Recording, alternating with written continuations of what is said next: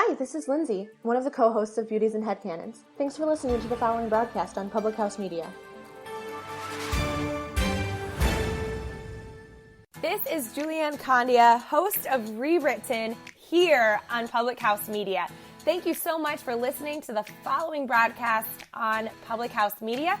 Once you are done with this episode, I hope you'll come check out my show, Rewritten, where we will talk about you having limitless potential and can rewrite your story at any time. No matter your background, your past, or current situation, you can have the type of life you crave. A new show comes out every single Monday. Don't forget to subscribe on iTunes so you never miss an episode of Rewritten. Thanks again for checking out the following broadcast on Public House Media.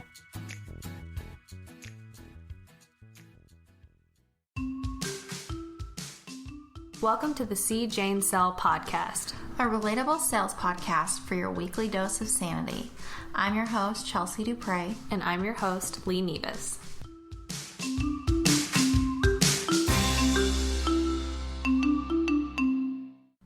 Hey friends, thanks for tuning in to another episode of C. Jane Sell podcast with your girls, Lee and Chels. Here we are. Here we are. Yay. Keeping it real. Keeping it real. And we're stoked to have you back for another exciting, enthralling, inspiring episode. Makes you just want to get out of bed in the morning. And just go get it. Yeah. Whatever it is. Yep. You're welcome. Yeah. So, before we get started, Chelsea, how's your week going? You know, it's great. It is the beginning of FY 2020. Starting from a blank sheet, a blank canvas. I am the artist. I can draw whatever I want. Heck yeah. It's all on me. So started from the bottom, now we're here. More like we started from the heel, now we're at the bottom. Yeah. It is the opposite. It is actually the opposite. Bad example. No. But one of the things that's really been prevalent in my mind is when you start over, it can be a little bit stressful. Mm-hmm. A little bit of a big pill to swallow because you have to start all the way over and do it all over again and fight the whole idea that you're not good enough, that it was a fluke, that if you could do it again, I got to prove myself, blah, blah, blah, blah, blah. Mm-hmm. And so I'm going with the mindset that I'm not starting from scratch, I'm starting from experience. I love that. And that has really gotten me through and kind of pumped me up for, okay, I have all these customers that I know agreements are coming due, I can call on them.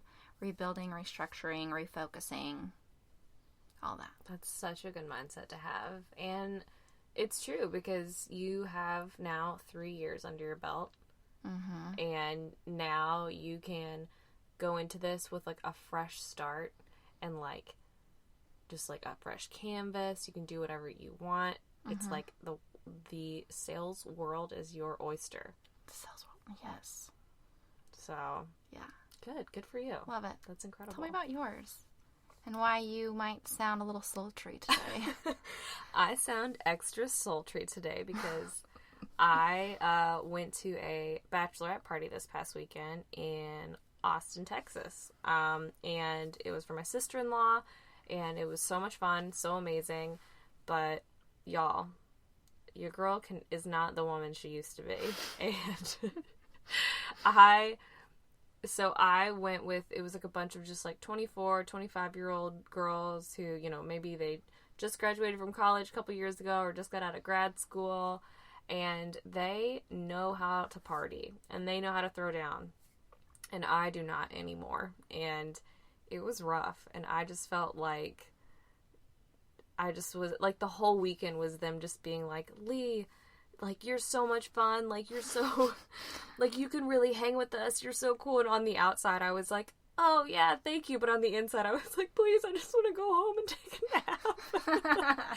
So, I'm not made for this. I'm not made for this. So I powered through, and I sound like crap, but. Nothing a little ginger and lemon won't fix. And that is what I've been doing all week. Just lots of ginger, lots of lemon. Yeah. Lots of hydration. Yes. And trying to just, like, rest and refocus and get my like, you know, professional side kicked back into gear. You got some big things coming up. Because I got some big things coming up, and now it is like I have no more travel for the rest of the year. I am like locked in. I'm like, it's really good to get back and feel like, okay, for the rest of the year I can just focus on getting this business up, running, launching it. So I'm ready. I'm back. She's back, Let's do baby. this. Let's do this. Yes, and then we're going to be having our event in the near future, which we're excited to share with you guys. So we're really little stoked teaser. about that. Definitely. We're throwing like kind of a networking, fun event for, you know, anyone in Louisville who wants to attend. So we will have more specifics whenever that actually... Or heck, if you're from like LA, I mean, or you can fly here for it. We the don't care. Wyomings, or the New York, whatever. Wherever. You can come to this event. You can come. You I can mean, sit with us. We won't pay for your travel, but like... But you're more than welcome to sit with us. Yeah, you can sit with us. It's going to be fun. Updates on Chelsea. Birthday's next weekend. Ooh, girl. And my 4-year wedding anniversary. Oh, wait. My 4-year wedding anniversary is this month. What day? The 26th. Oh, the 12th. Oh, my gosh. That's amazing. That's so funny. We're cute. We got married in the same month as you. That's adorable. That's cute. Oh, yay. We'll have to do a double love date. Yeah, absolutely. Let's do it. Let's plan it. Okay, we'll Done. do that we'll do that off the air.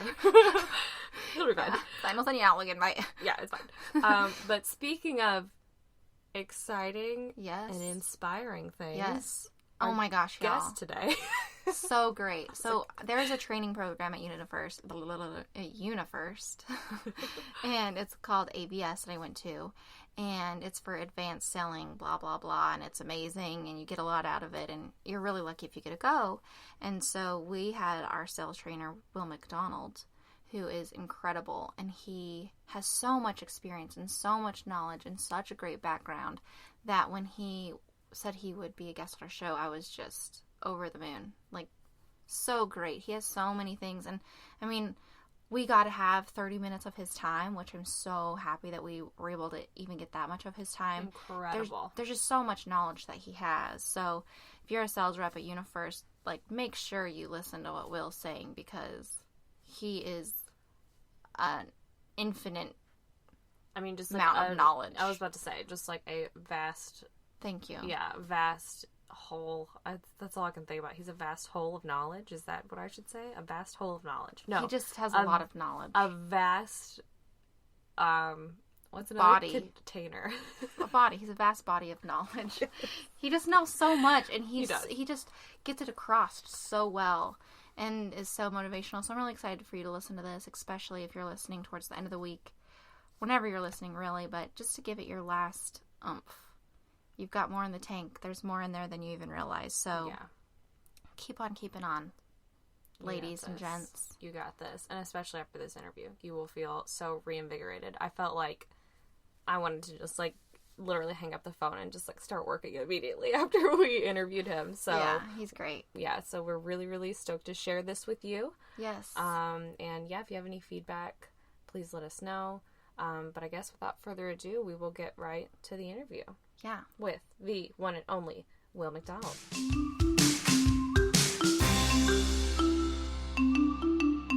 Welcome to another episode of See Jane Sell. This is Chelsea, and Hello, this is Lee. we have a very special guest today. As many of you know, I work for a company called Unifirst, and one of the things Unifirst is very well known for is its training program, which is spearheaded by our guest today, which is Will MacDonald. Yay! So, yay! Welcome to the show, Will. Hello, Chelsea. Hello, Lee. And again, Chelsea, I want to congratulate you on another President's Club victory. Thank you, sir. I appreciate it. We're pretty excited. Awesome. Cool. Well, Will, I'll kind of kick off here. I mean, I know, like, only as much about Unifirst as Chelsea has told me. But I guess, how did you get your start at Unifirst? What made you pick the company? Give us a little background on you. I have a pretty eclectic background.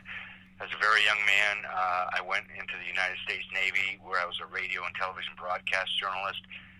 So I got a lot of writing and speaking experience. I got to lose my New Hampshire accent. And then I went into a variety of sales jobs. And then in 1987, a friend and I opened an electronic security company, and we built it from the ground up. When I sold my half 10 years later in late 1999, we had like 30 employees, 14 trucks, so it was a pretty successful venture. And I've just always been exposed to sales. My dad was a door-to-door salesman for 30-something years. In fact, when I was a little child, 5, 6 years old, he used to use my cute little freckled face to get in to people's houses to check their chimneys to see if they were in need of a clean. And then when I sold my half of the business, I started doing motivational speaking and working with medical schools on standardized patient education. That's where you portray an illness, whether mental or physical, and I would recruit people and train them. And I started doing a lot of professional acting. I did that for about 5 years. And then I felt like it was time to get back into the real or regular world. And I had done some work for Unifirst years ago. They were a customer for a little while. And then as an actor, I was hired to narrate their Founders Day video. So when I decided to go back and get a, quote, day job, they were on my list of 3 companies that I intended to interview. I never look at it like they're interviewing me. And I was initially turned down by the regional sales manager, who's now a dear friend of mine, because of my experience in body of life work. I was turned down flat and had to fight my way in, which in itself was a pretty victorious sale for me. And I've been here 15 years and change. And as they say, that's history. But that's how I ended up here, and I love it. I feel like I've given the company, the best 15 years of my life. That's awesome. That's incredible. That's incredible. So, as a corporate trainer, the corporate trainer, what kind of qualities do you think work best for, when you're training someone? What do you think are the best qualities? When you see someone, you're immediately like, yes, like they're going to be awesome. Like they're going to be awesome at this company. What are some of the good attributes that you look for? Courage, uninhibitedness, willing to be silly, creativeness. I also insist on very strong writing skills. I've known a lot of presenters that can't write their way out of a paper bag, but I've never met a good writer who couldn't get up in front of a room. A great sense of humor, and I think most of all, a very well-balanced and authentic sense of humility, that we work at wearing humbleness on our sleeves. Mm-hmm. That's cool. Yeah, absolutely. That's very cool. Yeah. So what would you say is your top advice to somebody who just starts in a sales job? What is your top 3 things that you would tell a salesperson?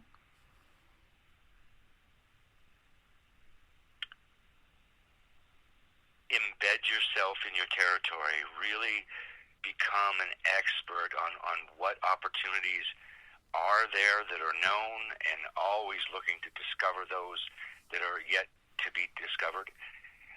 Be a prospecting fool in any sales job, particularly business to business. Prospecting is everything, maybe 60-70% of your time.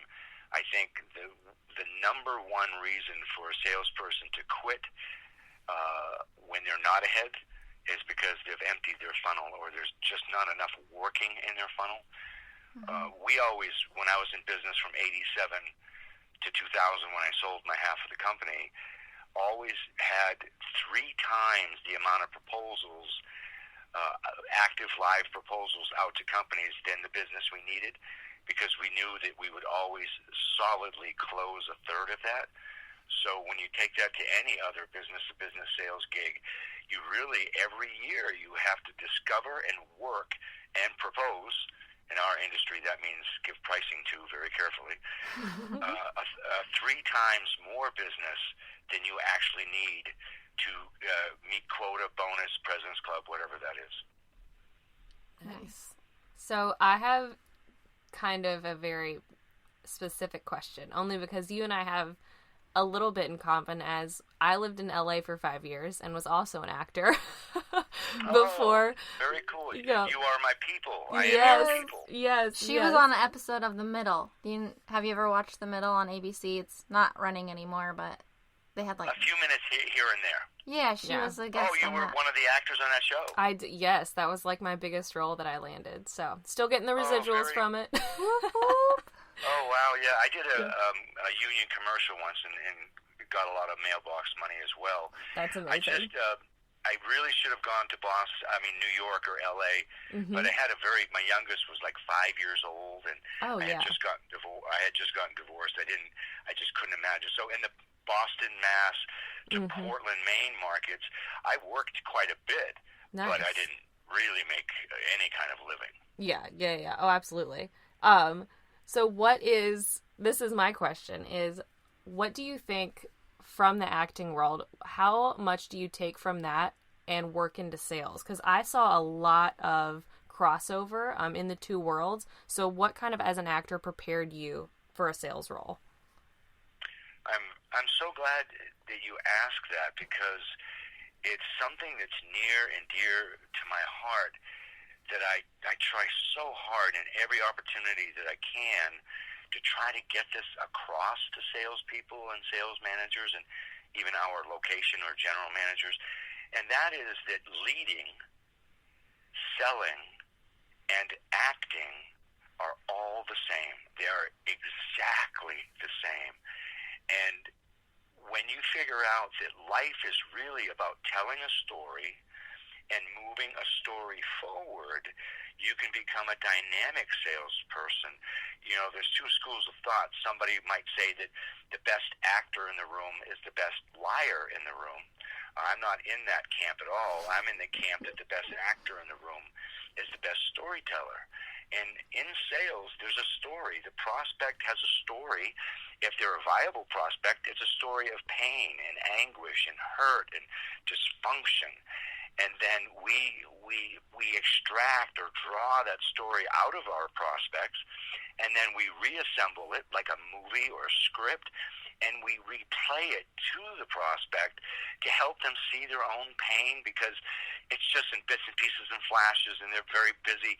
But when we play it out for them and they get to see, wow, we're not being treated like we should be, our products aren't at the level that they should be, the service is deficient, then we tell our story. And we make those recommendations to them that we believe will alleviate that pain. And so their story and our story merge, and hopefully everyone lives happily ever after. I love that. I love that answer. That's incredible. It's true, though. I know. Only because it's true. Yeah, absolutely. It's 100% true. It is. You have to be kind of a chameleon when you're working with people, too. You do. Yeah, and storytelling, Absolutely. Storytelling is such a huge part of sales. And I think, especially from acting, I mean, even just like the smallest things of like, I felt like going into big auditions, like, prepared me to go into like big meetings. Like, I always was like, I'm not nervous because I've sat in front of like this like crazy casting director, like this company doesn't scare me, like, and just like how you have to have like a level of honesty and a level of storytelling in both auditions and in meetings. I always loved that connection between the two worlds. So I'm glad you answered it like that. Absolutely. I couldn't agree more. Definitely. So you work with sales managers as well. What would you say to a sales manager that has new people coming on? There's like two parts. I want to know how you would counsel a sales manager with new people and how you would counsel a sales manager with tenured people.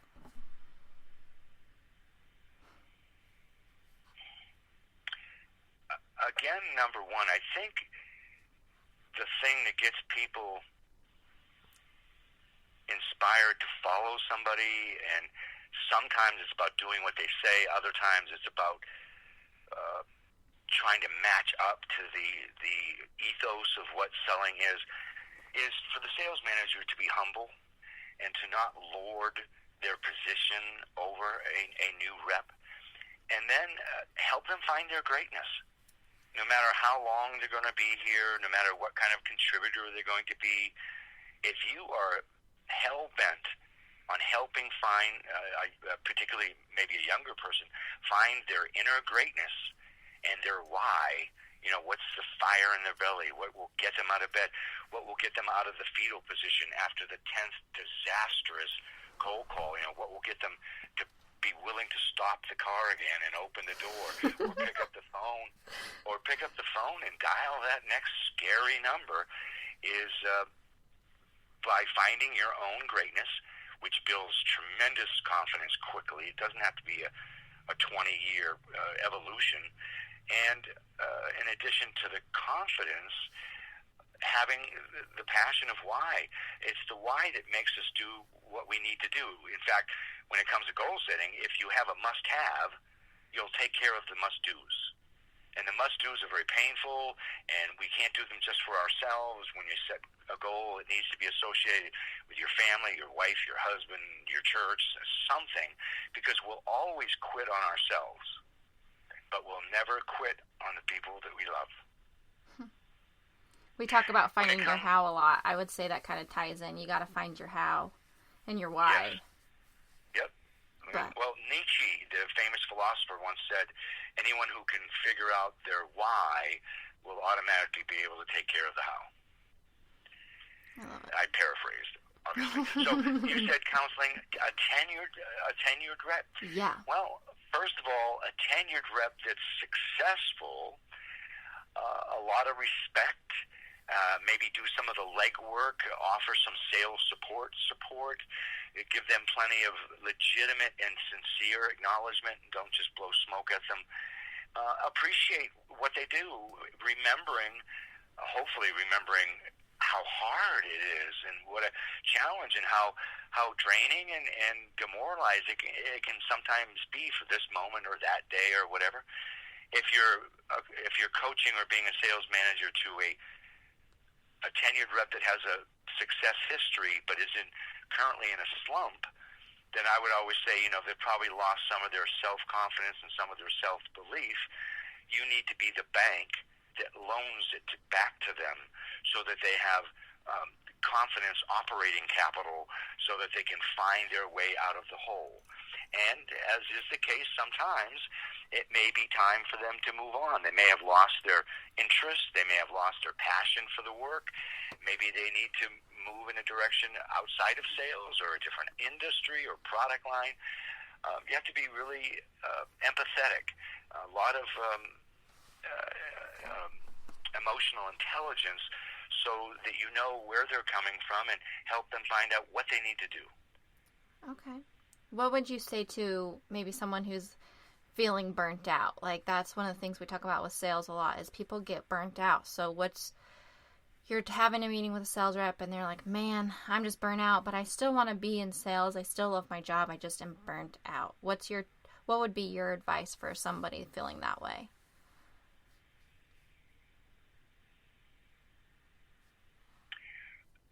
Revisit the why. If you have children, go look at them for a few minutes while they're sleeping. If you have a husband or a wife, maybe have a date night. Maybe do a special day trip on a weekend with your family or your significant other or whomever's in your life that's important. Revisit the personal side and make it really personal again. There's a lot of, back in the 70s and 80s, there was this stupid mantra that said, check your ego at the door. There's no such thing as that. That's not possible. And, keep it business. When you're at the office, then make it professional.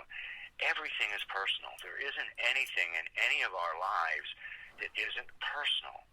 And when you go back and you revisit the personal, you can bring the passion for the people in your lives or the organizations that you love and that you donate to or volunteer at. When you make it really personal again, you can bring that back to the job and find your second wind. Is there time to tell a quick story? Yes. Absolutely. When I was in seventh, I've been so lucky to have the most amazing teachers in my life, in real life and via book and audio and video, and I love YouTube and Google for that sort of thing. Now I don't go a week without watching some kind of motivational video that brings me to tears or whatever. When I was in seventh grade, we had a music teacher. Now this was a long time ago. This was in the early 70s or late 60s, and in those days, people in the band were nerds and they had Band-Aids holding their glasses together or whatever. Well, what we had for a music teacher, we took it maybe once a week for an hour or so, maybe a couple times a week. His name was Mr. Pullman, and he was no nerd. He was a bodybuilding maniac athlete. He was a 3 letterman from college in football, basketball, and baseball, and his arms were immense, and he was extremely handsome. So here are all these like hormone-infested 7th graders. The guys loved him because he was such a he-man, and the young girls thought he was an Adonis from heaven, and so he was very popular. And he one day gave us each a wind instrument, flute, trombone, saxophone, you name it, trumpet. And so all of us had a wind instrument on the desk in front of us. And he said, we're going to try a little something. When I count down from 3, I want you to pick up your instrument. I want you to take a quick inhale, and I want you to blow until you can't blow anymore. I want you to give me every molecule of air you have in your lungs. And everybody always did exactly what Mr. Pullman said. So when he counted down from 3, there was this raucous cacophony of just awful sound. And it went on for, I don't remember, 30 seconds, 60 seconds, maybe it was 70 seconds. But everybody blew until the last wind instrument gave its last little whine. And then he said, don't breathe. And so we're all sitting there like going red-faced, eyes bulging. And he said, pick up that instrument and blow some more. And I kid you not, every one of us, 20-something 7th graders, picked up our instruments and managed to blow more after depleting what we thought was every molecule in our lungs. But yet we went on for another 30 or 40 seconds without taking a breath from the first command. When we all finally quit and nearly passed out and set our instruments down, he said, remember, even after you think you've spent everything, you have more to give. And it's like us in life, we have a second gas tank, but we don't know we have that tank. We don't know how much further we can go until we deplete the first tank. And so for somebody in a slump or somebody who's burned out or feeling fried, look for the second tank. You have one. And it's an exhilarating thing to come flying out of burnout like a phoenix from the ashes. It's just a magnificent thing. Find your second tank. That's awesome. Wow. That is incredible. I'm like, let's go. I know. Hanging up the phone, going to work. Sorry, bye. Let's kick some butt. Yeah. That's incredible. One of the things that you've said a few times that has really just been on my mind, like ask, is when you say you got to find your greatness. So how does somebody find their greatness? I mean, you can try your hardest in all the things, find what you love or whatever, but that's like one of those things I feel like it's a lifelong process to find your greatness. But when you're saying that, I just feel like I need to ask you, how would you tell someone you need to find your greatness and start by this? I think a mind shift is called for, because I guess sadly, maybe unfortunately, we think greatness is being a president or an award-winning brain surgeon or a world-famous actor or some other big grandiose thing or a big fat paycheck or a Maserati or a Ferrari, that those are the bling of greatness, and it's just not true.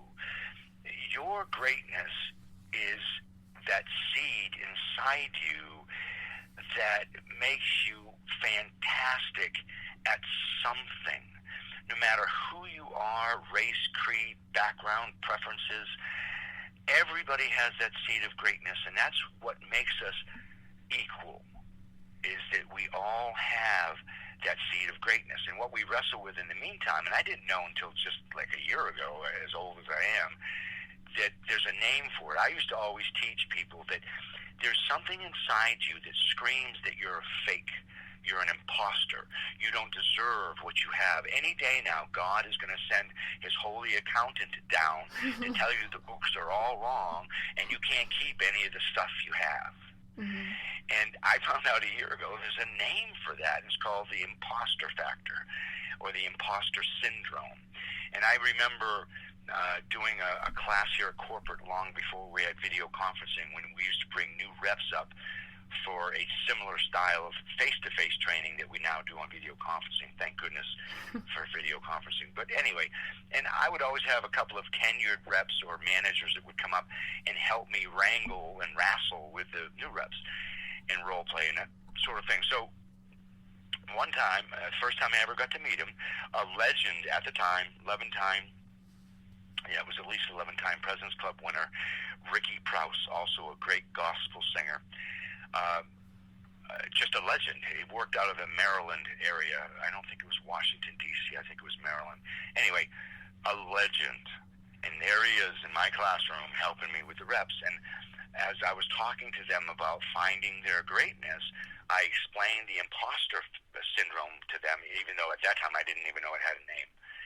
And when I was done, I hope I don't lose it here, Ricky Prowse, mid-30s, father of 3 or 4 children, great gospel singer, legend in this company, stands up with tears streaming down his face.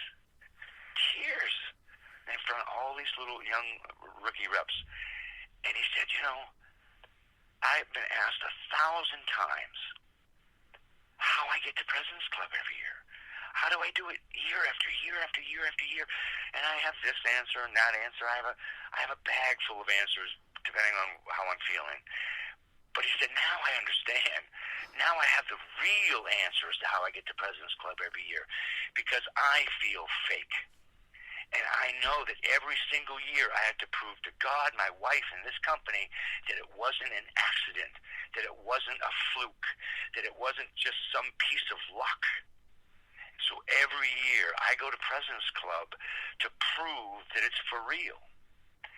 And so in wrestling with that, we have to come to terms with the fact that the seed of greatness is just within us. And it's almost like I call them cat o' nine tails, which is an instrument of torture, but I think they're just called cat tails. But I grew up saying things the wrong way. But in fall, just before a cattail in a swamp or a wetland goes to seed, it's shaped like a hot dog, kind of looks like a fuzzy hot dog. But if you pick it up and you pry it open with your thumbs, there is a living seething volcano of seed. So much seed comes pouring out of this thing. It's like your luggage when you're going home from a trip. You have no idea how you got all that stuff in the bag. It's so much harder to get it back in when you're going home. And that's what the greatness is. It's bigger than anything. It's bigger than life. And we just need to let that out. But the form of greatness, once you discover that you're great and you have the confidence that you can tackle anything that God or life puts in front of you, then your passion will find you. And that greatness may be being a great singer in your choir at church. It may be being a wonderful mother or father to your children. It may be being a great wife or a great husband or a great philanthropist or a citizen in government in your local town. It's not Maserati or a paycheck. It's something that makes you smile to yourself when you go to sleep. I love that.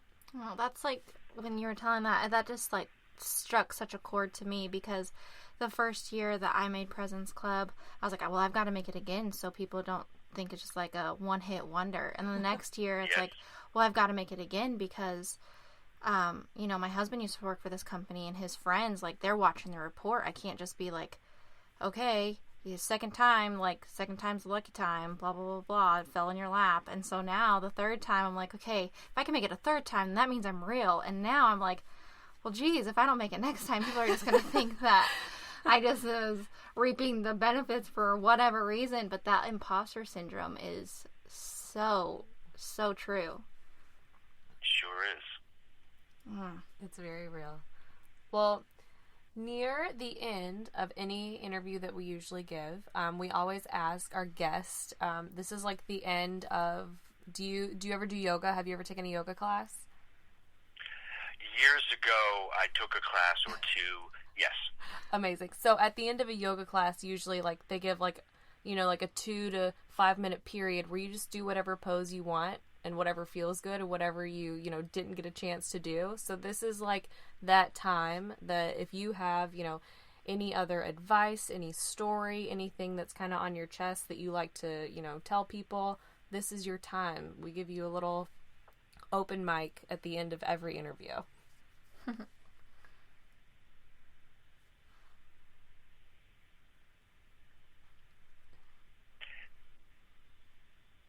available. Be available to learn more. Be available to be more. Be available to relate to more people. Be available. Don't close yourself off. Don't get so tied up in today's politics or machinations of human behavior and some of the terrible tragedies that happen, whether it be by human or by weather or whatever it is. And don't get so tied up into your technology that you forget to be able to have a conversation with somebody, that you lose a sense of seeing that somebody might be hurting or might need a little word of encouragement or something. Be available and be available to your own life, and don't hide or lock yourself away where you can't outreach and be outreached to in your life. Be available. That's incredible. That's awesome. Awesome. Well, this has been one of our favorite, probably most inspiring, without for a doubt, sure, podcasts. So thanks so much for your time. We really appreciate it. Yes, thank you so much. It was a privilege and a pleasure, and thank you for having me. Yes, thank you so much. And anybody looking for a job, Unifirst Corporation, go to their website and apply. Absolutely. Awesome. Well, And Chelsea, make sure you have a ball at President's Club. You got it. We will. Thank you. Awesome. Well, you guys, My pleasure. we will have another episode for you next week. Thanks for tuning in. Always follow us on Instagram at CJaneSell Podcast. Rate, review, and we appreciate you listening. Bye.